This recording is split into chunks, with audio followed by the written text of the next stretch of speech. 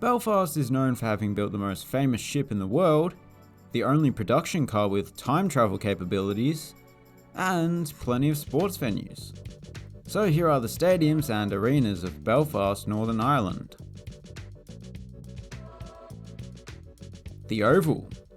Despite having a capacity of over 26,000, just 6,050 can be let in, owing to safety concerns.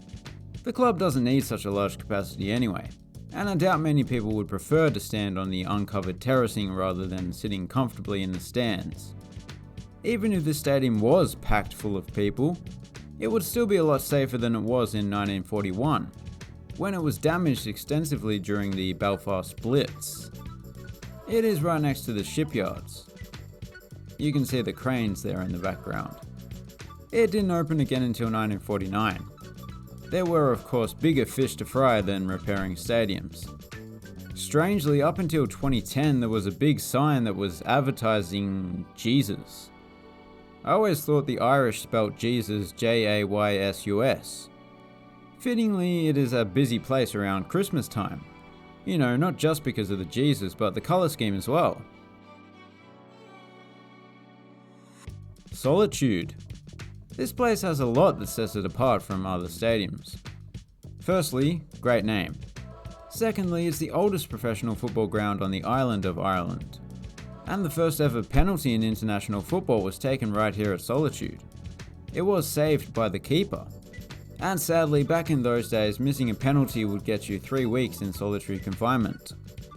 Hence the name Solitude. My favourite aspect of this ground, however, is that you can hardly tell it's located in a major city, because it backs onto an oasis and then you've got Cave Hill in the background. For those that don't know, Cave Hill is a hill that has a cave. A lovely little ground. SSE Arena Belfast is part of a greater entertainment complex called Odyssey Place, which has a bowling alley, a cinema and restaurants, that kind of stuff. It's situated right by the River Lagan in the DeLorean district. Sorry, the Titanic Quarter. I get those two mixed up. The Titanic was built just over the other side of the river. Speaking of the Titanic, this place includes a rather large slab of ice, as is the home of the Belfast Giants, part of the Elite Ice Hockey League, which, to be clear, is a league that spans the entire UK. If it were just the domestic Northern Ireland League, it would be a stretch to call it elite. I'm not trying to be disparaging, I just don't think they could even put together a team in Carrickfergus. I quite like this arena. Casement Park was, for a long time, one of the largest stadiums in Northern Ireland. It hosted Gaelic games.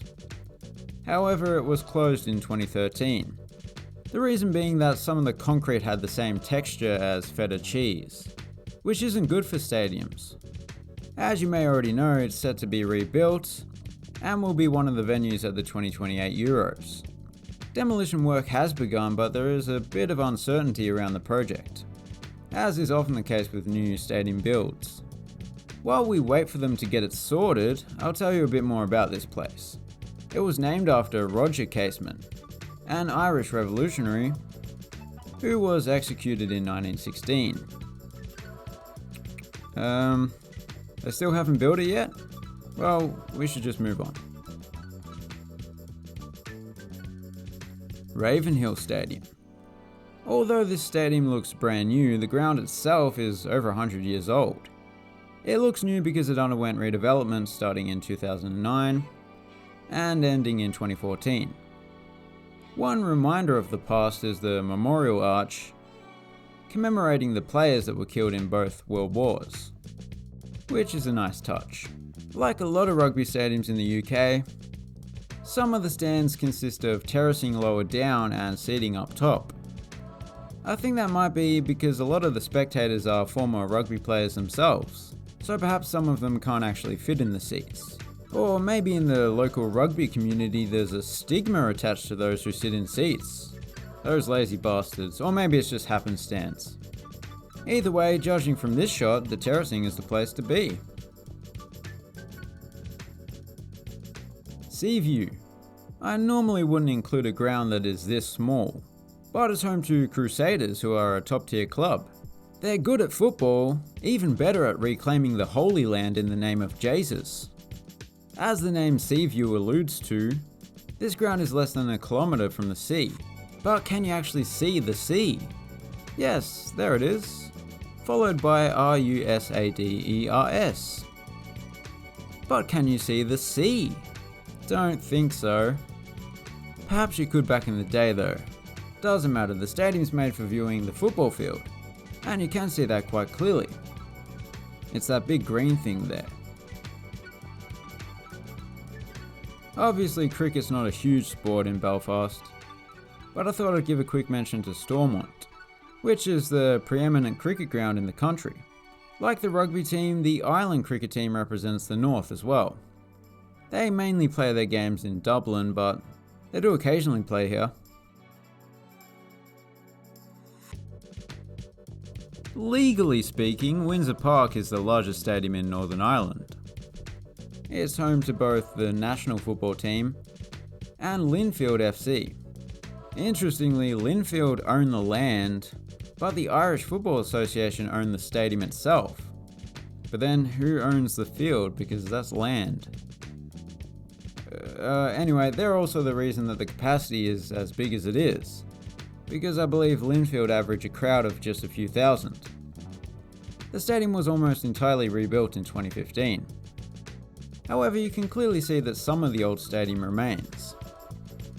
They did plan on retaining the old West Stand as well. However, large cracks were found shortly before the redevelopment, where it was to be renovated but was instead demolished. But yeah, even though it's not the prettiest structure, I'm glad they at least retained the North Stand, as I love the contrast of old and new.